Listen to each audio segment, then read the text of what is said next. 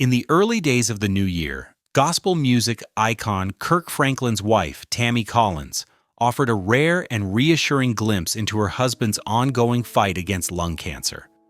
On January 3, 2026, Collins sat down for an exclusive interview with People magazine, marking a poignant moment as the couple celebrates 30 years of marriage. At 55, Franklin, the Grammy-winning artist behind timeless hits like Stomp and Revolution, has been quietly enduring one of the toughest chapters of his life, but Collins emphasized his unyielding spirit and positive progress. Franklin's health journey began in May 2024, when he was diagnosed with stage 2 lung cancer, following routine checkups prompted by persistent fatigue and a nagging cough. The news stunned fans and the music community, given Franklin's reputation as a powerhouse performer and prolific producer who has revolutionized contemporary gospel with his innovative fusion of hip-hop, R&B, and traditional hymns. Over his 3-decade career, he's amassed 19 Grammy Awards, sold millions of albums, and collaborated with legends like Kanye West and Bono. Yet behind the accolades, Franklin has faced personal trials, including estrangement from his son Kerrion and public scrutiny over family dynamics, issues he's addressed in documentaries like Father of Man on OWN. The cancer returned aggressively in the summer of 2025, forcing Franklin to scale back his rigorous touring schedule and focus on treatment. Collins, 52, who has been by his side since their 1996 wedding, described the relapse as a devastating blow, but highlighted their shared faith as a cornerstone of resilience. "We've been together for 30 years now," she told People. "He's going through a tough time with his illness, but he's fighting with everything he's got. So far, he's doing great." Her words echoed a sense of cautious optimism, noting that Franklin has responded well to a combination of chemotherapy, radiation, and targeted immunotherapy at a leading Houston medical center where the family resides. Just weeks prior, on December 14, 2025, Franklin made a triumphant return to the stage at the Stellar Gospel Music Awards in Atlanta, performing his uplifting anthem, "I Smile." And Billboard magazine captured the emotional scene. In this performance, the power in Kirk Franklin's voice was the second most heartening detail. No one battling illness could hit those soaring notes like that. Only he can speak to his exact condition, but one detail signaled the harsh reality. His hair and beard were completely gone. "God isn't done with me yet," he declared mid-set, a line that went viral on social media. The family has rallied around Franklin, drawing strength from their tight-knit circle. Son Kerrion Franklin, 36, who is reconciled with his father after years of public tension, shared a heartfelt post on Instagram shortly after the awards. "My dear dad is fighting well, and honestly, so far he's doing great," Kerrion wrote. "What he chooses to share or not is up to him, and I respect that. But what I know is, we're all by his side. So many of us are thinking of him and telling him so. He barely needs us. He's that strong."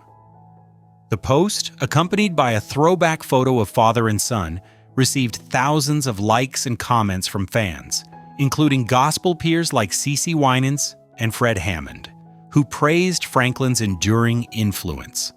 This is far from the first time this gospel icon has stared down brutal adversity. Let's look back at Kirk Franklin's deeply moving life journey. From an abandoned childhood and a troubled youth marked by anger and inner conflict, to public struggles with faith, family, and personal accountability, trials that ultimately forged one of the most influential, honest, and transformative voices in gospel music history. Kirk Dwayne Franklin was born on January 26, 1970 in Fort Worth, Texas, under circumstances that would mark him for life. His mother, who was only 15 years old, gave birth to him and then abandoned him. Not just abandoned him in the sense of giving him up for adoption, but literally left him in the trash. A newborn baby, discarded like garbage, left to die. Someone found him and he survived, but the trauma of that beginning, even if he couldn't consciously remember it, shaped everything that came after. Kirk was taken in by his great-aunt Gertrude Franklin, a woman who agreed to raise him when no one else would. Gertrude was elderly, religious, strict, and emotionally distant. She provided for Kirk's physical needs, gave him a home, took him to church, but she struggled to show warmth or affection. Kirk grew up knowing he was wanted by no one, not his mother, not his father, barely tolerated by the woman raising him. The abandonment wound was deep and permanent. Kirk spent his entire childhood and adolescence knowing that his mother had literally thrown him away, that his first experience of life was rejection so profound that it nearly ended his life before it began. The knowledge that you were discarded, deemed worthless from your first breath, creates a psychological damage that no amount of success or achievement can fully heal. Kirk never knew his father. The man who contributed to his conception was absent, uninterested, unknown. The lack of a father figure, combined with being raised by an elderly great-aunt, meant Kirk had no male role model, no one to teach him about masculinity, identity, or how to be a man. The void where a father should have been was filled with church, music, and later destructive behaviors that Kirk used to numb his pain. Gertrude Franklin took Kirk to church religiously, and it was there that his musical gifts became apparent. By age 4, Kirk was already playing piano, a prodigy with natural talent that seemed almost supernatural. The church became his refuge, music his language, and performing his way of receiving the love and attention he couldn't get at home. But the church also introduced him to a rigid theology that would create internal conflicts as he struggled with his humanity. By 11, Kirk was already leading the church choir. The responsibility and recognition gave him purpose and identity, but it also meant performing from a young age, being expected to be spiritually mature beyond his years, being held to standards that were impossible for a child dealing with trauma to meet. The pressure to be perfect, to be holy, to be an example began early and would haunt him forever. As Kirk entered adolescence, he began struggling with sexual addiction and compulsive behaviors. The addiction was a way to cope with the abandonment trauma, the lack of love and affection, the void inside him that nothing seemed to fill. But in the conservative Christian environment where he was being raised and where he was emerging as a musical leader, sexual desire was shameful, masturbation was sin, and any sexual thought was evidence of spiritual failure. The shame Kirk felt about his sexuality was crushing. He was told by the church that his desires were evil, that he was perverted, that he needed deliverance. He prayed for God to take away his sex drive, for deliverance from what he was told was demonic possession. The conflict between his natural human sexuality and the religious messaging that his desires were sinful created a split in Kirk's psyche that would take decades to address. Kirk has spoken about how he would go to church and lead worship, being praised for his spiritual gifts and musical talents, and then go home and engage in sexual behaviors that filled him with shame. The double life, the gap between the holy person everyone thought he was and the struggling human he actually was, created enormous psychological distress. He felt like a fraud, unworthy of the platform he had been given. In his teenage years, Kirk's mother re-entered his life.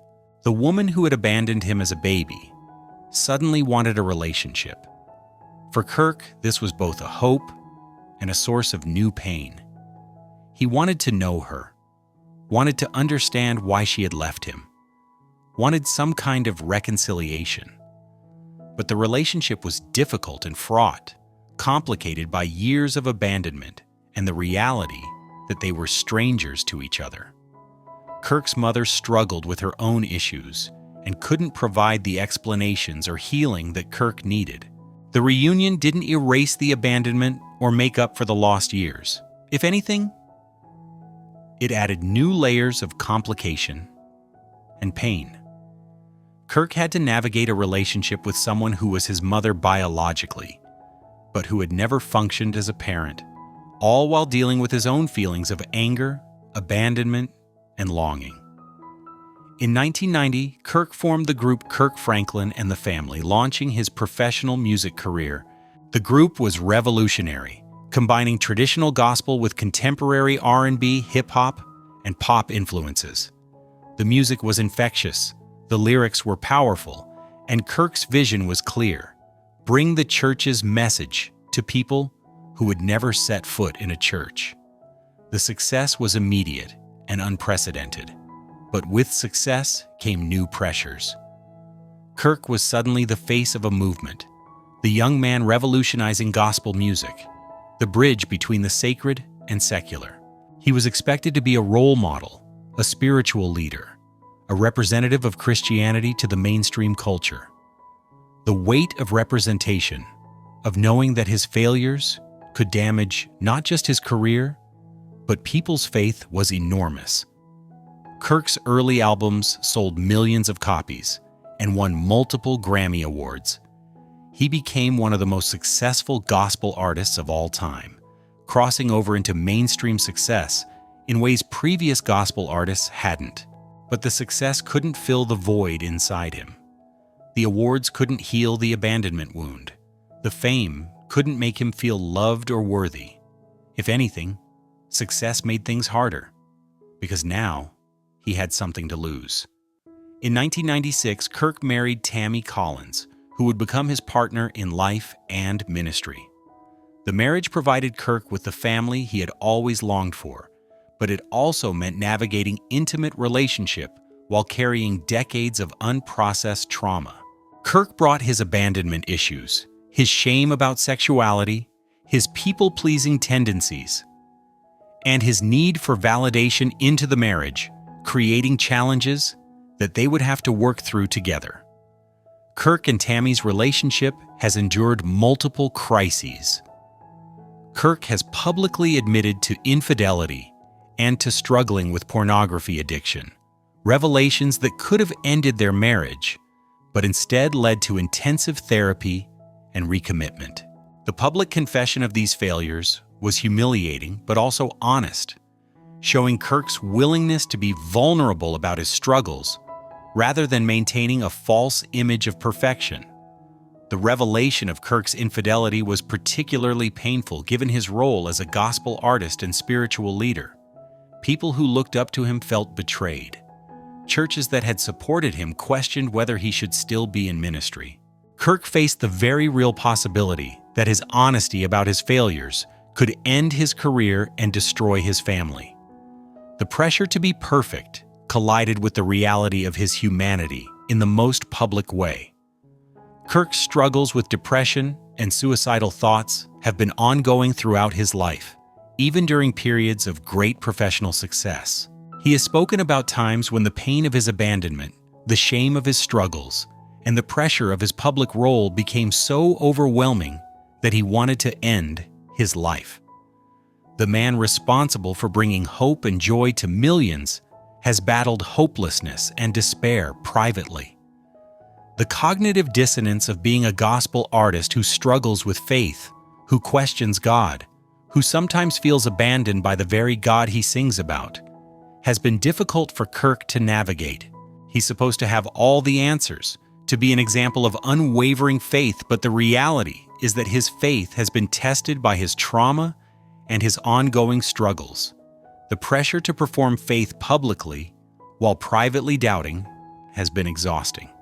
In 2020, Kirk had a confrontation with his adult son, Carry-On, that was recorded and went viral on social media. The audio captured Kirk angry and using profanity as he responded to what he perceived as disrespect from his son. The incident was deeply embarrassing for Kirk, whose public image was so carefully maintained. The gap between the composed, spiritual Kirk Franklin and the angry father cursing at his son was jarring for his audience. The viral recording revealed the complicated dynamics within Kirk's family and the generational trauma he was navigating. Kirk was trying to parent differently than he had been parented, but he was also carrying wounds that sometimes manifested in anger and control.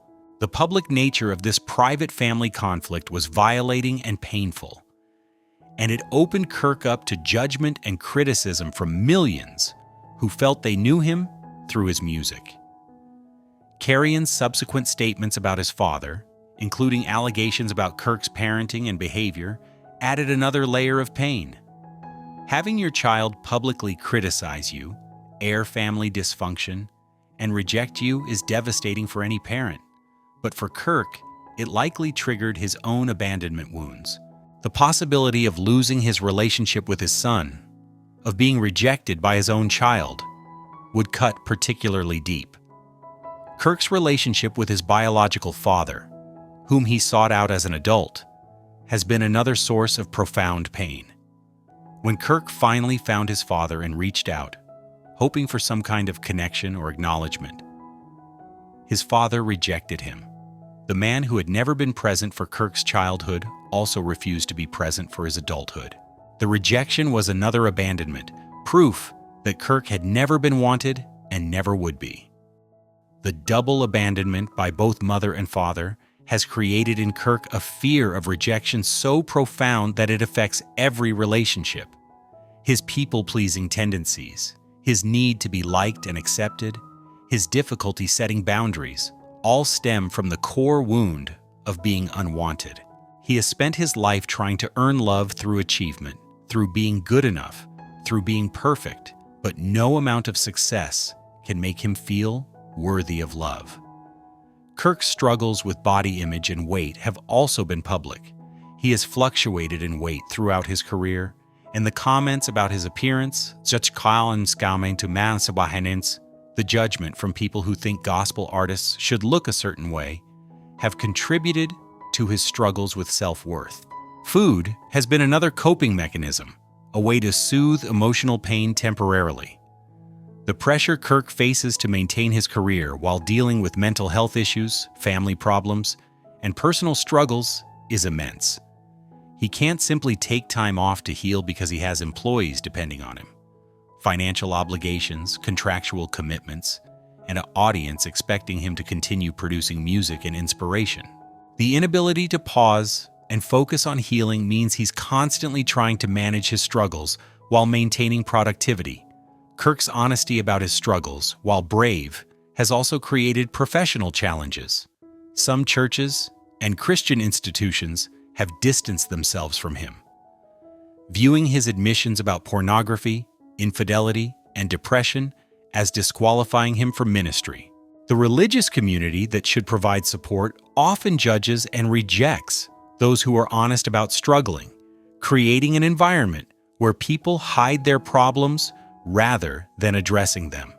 The financial pressures Kirk has faced despite his success are also significant. He supports family members, runs a ministry, employs many people, and deals with the unpredictable income of a music career. The responsibility of providing for so many people creates stress that compounds his other struggles. The pressure to keep working, to keep producing, to keep the money coming in, is relentless. Kirk's evolution as a thinker and his willingness to address social justice issues have created controversy within the Christian community. His support for movements like Black Lives Matter, his critiques of the church's failures, his willingness to question traditional theology have made him a target for criticism from conservative Christians who want him to stay in his lane and just make worship music. The exhaustion of being a prophetic voice, of trying to push the church toward justice while being attacked by people within that church, has taken a toll on Kirk. He genuinely wants to use his platform for good, to address systemic racism and injustice, to make the church more inclusive and loving. But the backlash from people who view his activism as divisive or political has been painful and discouraging. Kirk's advocacy for mental health awareness in the Black community and in Christian circles has been important, but also revealing of his own ongoing struggles. He speaks openly about therapy, about medication, about the need to address trauma. But these admissions also mean constantly revisiting his own pain publicly. The work of advocacy becomes another form of labor, when you're the one using your own story as the example. The way Kirk's music has been used to minister to millions, while he himself needed ministering to, highlights the gap between the public role and the private reality. People have been saved, delivered, and healed through his music, while Kirk was struggling with suicidal thoughts. His gift has blessed others, while his own wounds remained unhealed. The irony is painful and points to how God can use broken people, but also how being used doesn't mean being healed. Kirk's ongoing recovery and therapy work represents a commitment to breaking generational cycles, to healing rather than just coping, to becoming whole rather than just functional. He has been honest about the hard work of therapy, about confronting trauma, about addressing destructive patterns. The willingness to do this work publicly has helped others, but has also required Kirk to repeatedly expose his wounds. The question of forgiveness, both giving and receiving it, is central to Kirk's story. He has had to forgive his mother for abandoning him, his father for rejecting him, the people who have hurt and betrayed him. But he has also had to accept forgiveness for his own failures, his infidelity, his anger, his struggles. For someone raised in a religious environment that emphasized perfection, accepting grace has been difficult. Kirk's legacy in gospel music is secure. He revolutionized the genre, brought it to new audiences, won multiple Grammy Awards, and influenced countless artists.